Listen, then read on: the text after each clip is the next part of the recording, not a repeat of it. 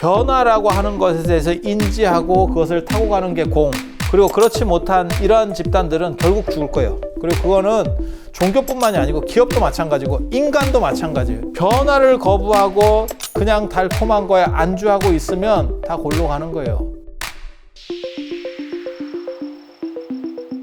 그게 아이디어가 나온 게 당나라 때 그런 아이디어가 나온다니까. 지금도 그 방식을 쓰고 있는 거야. 업데이트가 안 되는 거지. 싸이월드가 불과 한 10여 년 해먹다가 망한 거예요. 그렇게 변해가고 있는 거야. 개신교도 지금 몇십 년 방식들이 이제 고착화되니까 걔네도 지금 장사가 안 되는 거거든요. 새로운 걸, 그러니까 새로운 걸 맞으려면 둘 중에 하나예요. 제가 보기에는. 나도 카카오가 어떻게 될지는 잘 모르겠는데 둘 중에 하나예요. 하나는 없거나 궁핍하거나 초심이 초심. 얘네가 카카오톡을 어떻게 만들었겠어요? 없으니까 있는 놈들을 조지면서 들어가는 거거든요. 초심의 방식이든지 안 그러면 진짜 자기 비판에 능하면 그래서 계속 자기가 변화를 주도할 수 있으면 그건 최강입니다. 그건 최강입니다. 그래서 공이라고 하는 건 실체가 없고 변화한다. 모든 것은 변화한다.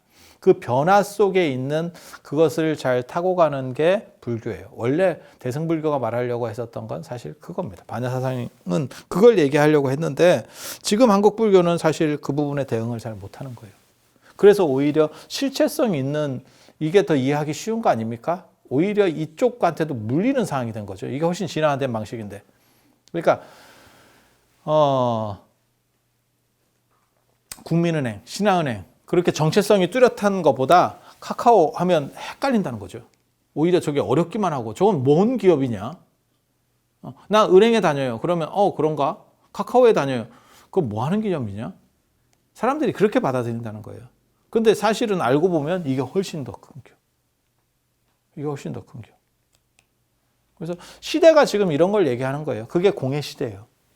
공의 시대. 전에도 제가 그런 얘기 해드렸잖아요.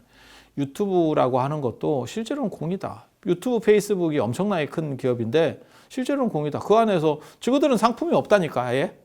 그냥 터만 제공해 주는 거예요. 그러니까 작용은 있지. 아무것도 없는 건 아니지. 판을 깔아주지. 걔네가 판을 깔아주지. 하지만 자기가 파는 물건이 있느냐? 자기네 물건은 1도 없어요. 1도 없어. 그냥 다른 사람이 올리고 다른 사람이 내려가는 거예요. 그리고 자기는 거기다가 약간의 광고를 붙여가지고 삥을 뜯고 있는 거죠. 그러니까 파는 물건이 없으니까 흐름을 안 탄다니까요. 그래서 제가 그런 얘기 했잖아요. 삼성은 삐끗하면 무너질 수 있지만 오히려 저런 기업들이 더 안 무너진다. 삼성이 무너지진 않았지만 무너질 뻔한 사건을 봤었지. 한번 큰 타격을 받는 걸 봤었지. 그게 갤럭시 7인가? 그때 바라 사건 나가지고 전부 리콜하고 저런 걸 연속으로 한 2번 맞으면 야, 핸드폰 날아가겠다 싶은 거를 우리가 한번 목격했죠. 그래서 적응하지 못하면, 변화에 적응하지 못하면 그건 위험성이에요. 위험성이에요. 그러니까 선택을 잘못하면 그게 물건을 파는 사람 입장이고 어떤 제품이 있는데 그 제품에 결함이 있어. 그러면 딴 놈들이 벌떼같이 뜯고 달려들지. 죽이려고. 근데 유튜브나 페이스북 같은 경우는 뜯어 먹을 게 없어요. 뜯을 게 없어. 아니 질 게 없다니까 아예. 질 게 없다니까. 그래서 제가 전에 그런 말씀 드렸잖아요. 삼성이 소니를 이길 수 있었던 가장 큰 이유는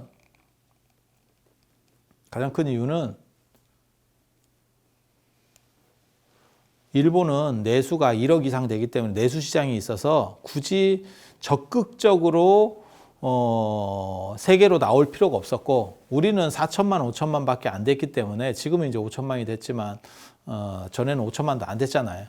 5천만 밖에 안 되는데 5천만으로는 내수가 안 돌아간다는 거예요. 내수 시장이 존재하려면 최소 1억은 돼야 된다라고 하는 게 일반 통계에서 얘기하는 거거든요. 그래서 내수만 갖고는 맞출 수가 없어. 그러니까 어떻게 해서든지 밖에 맞춰서 세계 사람들에게 맞춰야 될 필연성이 있었다는 거죠. 그게 삼성이 결국은 세계 시장으로 나가서 주도권을 가질 수밖에 없었고 소니는 계속 안에서 그래서 그걸 누가 그런 식으로 얘기를 하거든요. 일본 기업들은 진화하는데 갈라파고스 섬 같이 진화한다. 거기 그냥 지그들끼리, 지그들에 맞춰서. 그러니까 걔네는 차를 만들어도 지금 다 그게 다르잖아요. 일본하고 아마 영국하고만 다를 거예요. 운전석. 걔네는 계속 모든 나라가 바꿨는데도 지그들은 계속 그 짓을 하고 있는 거야. 계속 그 짓을 하는 거야. 냉장고 사이즈도 다르다는 거예요. 일본식 냉장고는 또 사이즈가 다르다는 거예요. 그러면 외부에서 들어가기는 굉장히 어려워. 그거 뭐 몇 대 팔아먹으려고, 자동차 몇 대 팔아먹으려고 그걸 다 설계를 다시 해야 되니까.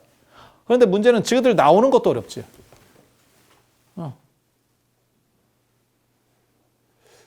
그래서 그런 방식이 맞는지, 중국은 그런 방식도 가능할 것 같아. 중국이나 인도는 뭐 워낙 지그들 내수가 탄탄하니까, 그러니까 미국한테 두드려 맞아도 중국이 버티는 거는 내수가 워낙 크니까 버티는 거거든요. 우리나라 같으면 스치면 갑니다. 왜? 우리는 내수가 없고 외부 변동률이 크면 나라가 넘어가요. 그걸 여러 번 봤잖아요. 유럽발 재정 위기에서도 우리가 문제가 넘어갔고, 리만 브러스 사태가 미국이 잘못해도 우리가 넘어가고, IMF 때는 우리가 잘못해서 우리가 넘어가고, 유럽에서 잘못하면 유럽 때문에 우리가 넘어가고, 중동의 기름값이 떨어지면 우리가 넘어가고, 늘상 그래요. 늘상. 우리는 그러니까는 독립된 내수 시장을 가지고 있지 못하기 때문에 이거 충격을 커버하지 못해내는 거거든요. 그 덕분에 변화를 더 잘 인지해야 될 상황이 된 거지. 그래서 이것만 잘하면 오히려 그게 기회가 될 수도 있어요. 그래서 둘 중에 하나예요. 아예 없거나 아예 가진 게 없어서 그냥 나는 도전해야 돼. 그러면 변화할 수밖에 없고 새로운 아이디어를 낼 수밖에 없고, 안 그러면 자기 비판이 엄청나게 강하면 돼. 그걸 유지해 가려면. 애플은 그 자기 비판이 지금까지는 강한 기업이에요. 그래서 애플이 지금 승승장구할 수 있었던 거고, 그 자기 비판을 잃어버리면 아무리 큰 기업도 넘어가는 거예요. 그리고 그거는 노키아나 소니 같은 기업뿐만이 아니고 이런 SNS 속에 있는 애도 넘어가는 거죠. 그래서 제가 그런 얘기 하는데, 시장 자체는 이미 빠르게 변화하고 있다. 그렇게 해서 트위터가 유행할 때가 있었고, 그때만 해도 문자 시절이에요. 트위터가 유행할 때가 있었고, 그 다음에 페이스북으로 넘어가고, 페이스북에서 유튜브로 넘어가고, 유튜브 다음이 틱톡으로 넘어가는 거죠. 틱톡으로. 그러니까 문자에서 그림, 사진에서 동영상, 동영상에서 그것도 기니까 짧은 거. 우리 같이 이제 이렇게 길게 말하는 사람들은 이미 끝난 거예요. 틱톡은 한 40초 안에 끝낸다는 거거든요. 근데 굉장히 재밌는 게, 틱톡이 얼마나, 우리나라 사람들은 틱톡을 잘 안 해서 그러는데 틱톡의 영향력이 얼마나 강력하면, 트럼프 대통령이 막은 중국 기업이 둘이잖아요. 하나가 화웨이, 하나가 틱톡이에요. 화웨이라고 하는 기업은 뭐 전자 이런 기업이니까 뭐 거기서 뭘 뺀다. 틱톡은 40초짜리 유튜브예요. 거기에 아무 위해될 게 없어. 그런데도 유럽이나 미국에서 엄청난 시장 지배력을 가졌다는 거죠, 틱톡이. 그러니까 미국 대통령이 나서서 조져야 될 정도 상황이 된 거예요. 그렇게 흐름은 변해가는 거예요. 그렇게 흐름은 변해가는 거예요. 그리고 그 흐름에 변해가는 거에 따라가지 못하면 그럼 끝이죠. 그러니까 페이스북 같은 경우도 원래는 그게 사진 같은 거 이래가지고 했었지만 지금은 동영상 중심으로 넘어가고 있죠. 그러니까 유튜브나 페이스북이나 이제는 비슷해지고 있는 거죠. 점점 이게 다 비슷해져 가고 있는 거죠. 그래서 그 변화를 변화한다라는 그 자체를 이해하지 못하면 사실은 끝나는 거예요. 그리고 불교는 이걸 얘기했던 거예요. 이걸 얘기했던 거예요. 그리고 변화하지 못하면 이거는, 실체를 주장하는 거는 지금같이 현대사회에서는 더 빨리 가요. 이 실체를 주장하는 게 두 가지가 있어요. 인도 철학에서는 아트만이고, 그 다음에 유신론 종교에서는 신이에요. 신이라는 실체. 신이 있냐? 이렇게 되는 거죠.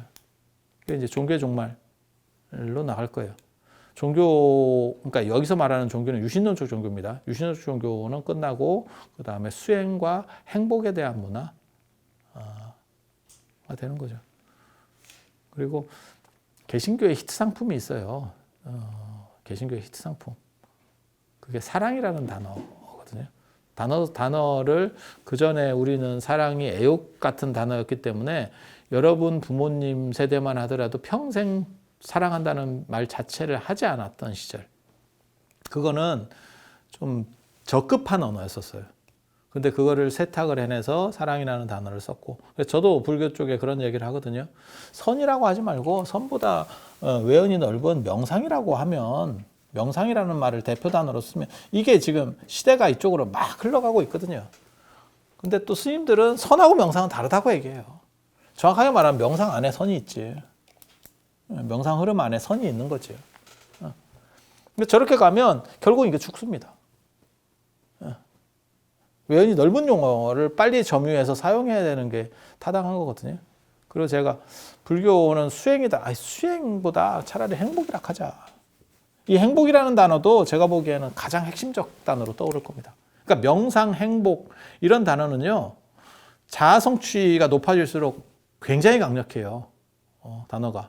웰빙 이런 거 요즘 거의 이제 좀 죽었잖아. 죽었잖아. 그런 생각 안 드세요? 그게 한동안 유행했던 단어예요. 죽었잖아. 요즘 뭐 다 그렇게 먹고 있는데 뭐. 굳이 그렇게 뭐 있어.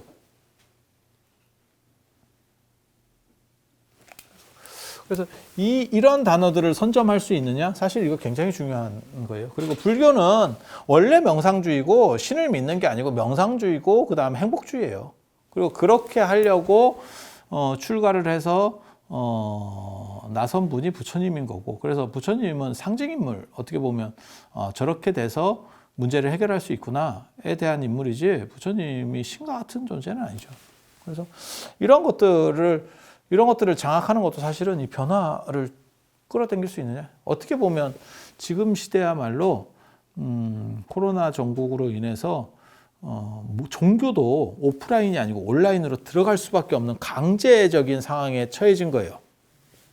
이때 판을 잘 짤 수만 있으면 이 종교가 앞으로를 리드해 갈 겁니다.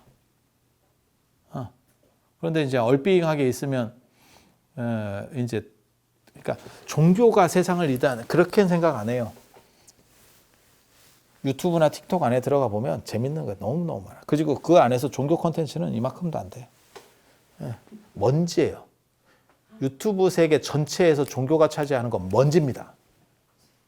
먼지. 그 먼지 중에서도 이제 여기서도 우열이 있겠지.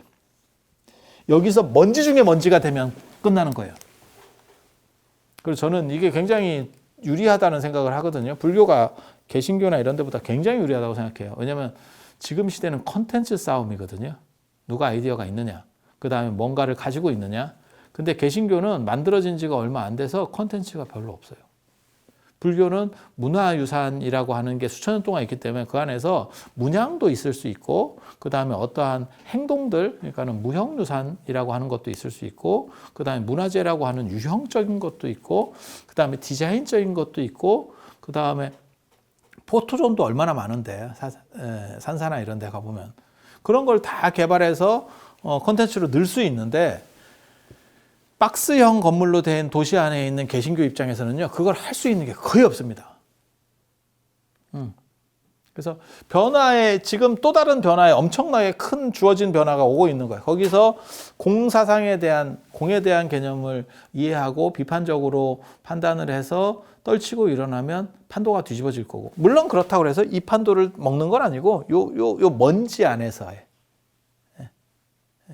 먼지 안에서의 판도.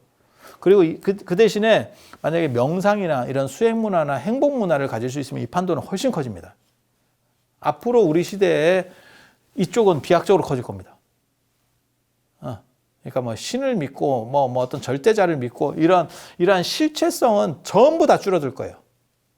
이런 실체성은 전부 다 줄어들고 자기 만족, 자기 행복, 자기 추구 이거는 다 늘어나요. 개도 자기 고집이 있는 세상이에요, 지금. 개 키워봐. 개도 자기 고집이 있는 세상인데 애들이 자기 고집이 없어요. 우리 어렸을 때하고는 틀려. 우리 어렸을 때는 그냥 어른이 시키면 시키는 대로 하는 거고 어리다는 이유 하나로 그렇게 가는 거고 지금은 택도 없습니다. 앞으로는 이 자아추구, 자기 행복이라고 하는 부분이 엄청나게 커지는 거거든요. 이 시장까지 먹을 수 있으면 이게 영향력이 엄청 커질 거고 그렇지 않으면 그냥 먼지에서 먼지로 그냥 입장료 몇 푼 받아먹고 그렇게 사는 거죠. 그렇게 화석화되는 거예요. 그 입장료로 등 따시고 배부르게 살 수 있느냐? 몇 명. 그 나머지는 그냥 다 죽는 거죠. 다 죽는 거죠. 그리고 그거는 개신교도 마찬가지예요. 걔네도 변화를 해서 새로운 걸 만들어내지 못하면 걔네도 그냥 끝나는 거예요. 그래서 지금 뭐 가나안 성도가 는다 뭐 이런 얘기 들어봤잖아요. 가나안이 안 나가. 그러니까 원래 나갔다가 안 나가.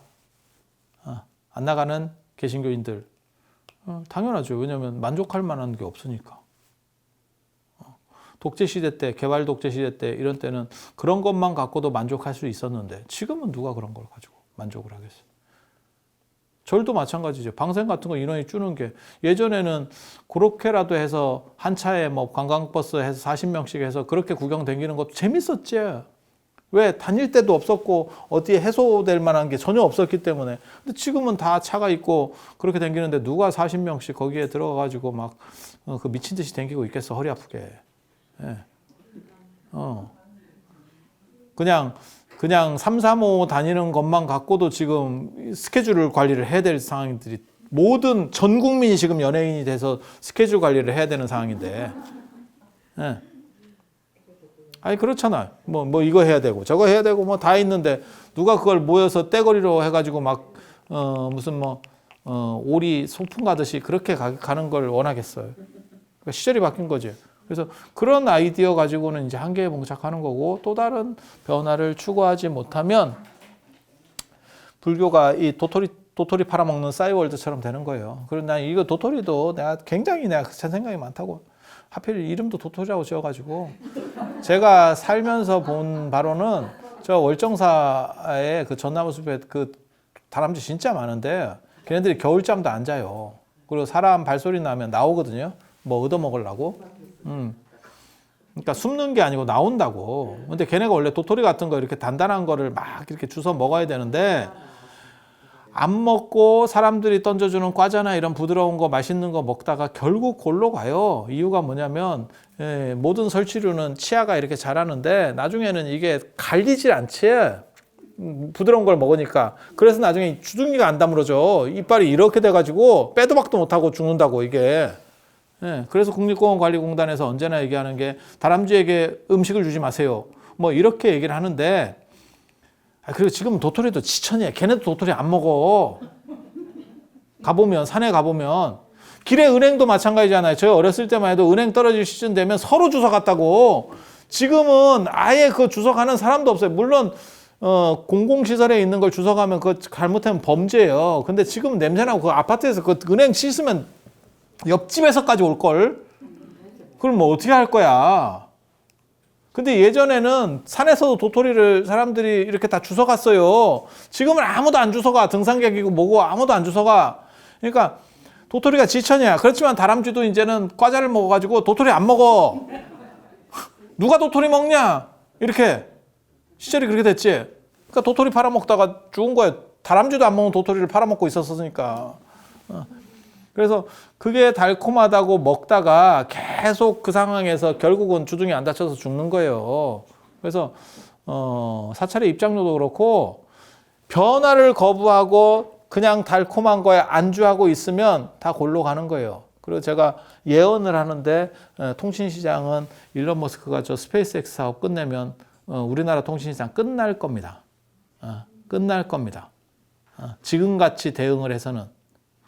그러니까 외부적 충격이 있을 때 문자 무료, 그 다음에 전화요금 무료, 그 다음에 조금 더 또 다른 충격이 생기면 데이터 무료를 할 거예요. 근데 이거 진짜 발빠르게 해가지고 무료 저가로 만들어내지 못하면 진짜 센 놈이 등장하는 거예요.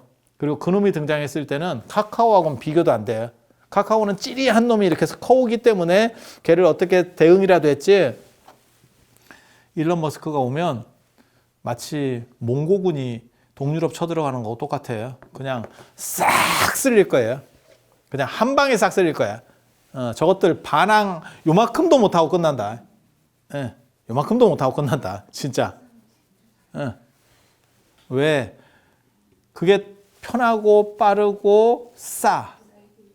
그러면 우리가 충성스럽게 애국자기 때문에 SK텔레콤과 KT를 써줘야 될 거라고 생각해? 말 같지도 않은 거예요. 우리는 그때 그렇게 싼 상품이 나오면 그렇게 얘기했지. 저 도둑놈 같은 새끼들이 여지까지 우리 거를 다 빨아먹고 있었구나.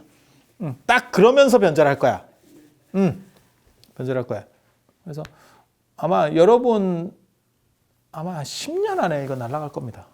우리나라 통신사람 날아갈 겁니다. 아니 제 말이 맞나 틀리나 봐요. 변화라고 하는 것에 대해서 인지하고 그것을 타고 가는 게 공.